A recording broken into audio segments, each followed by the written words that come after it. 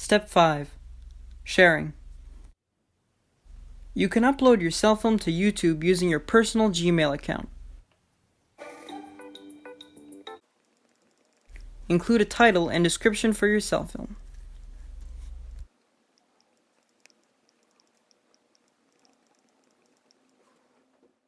To choose your preferred privacy setting, go to your YouTube library, click on the Edit option.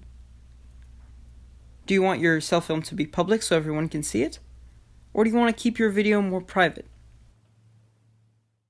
If you choose Unlisted, only people who have the link can see your cell film.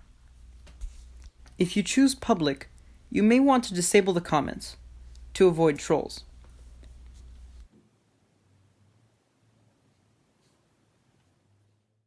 Send us the link to your cell film.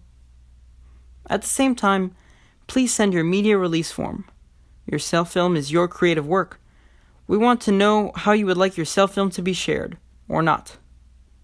If there are other people in your cell film, don't forget to ask them for a third-part consent form, too. If you want, you can also share your cell film through your own social media, too. Tag us!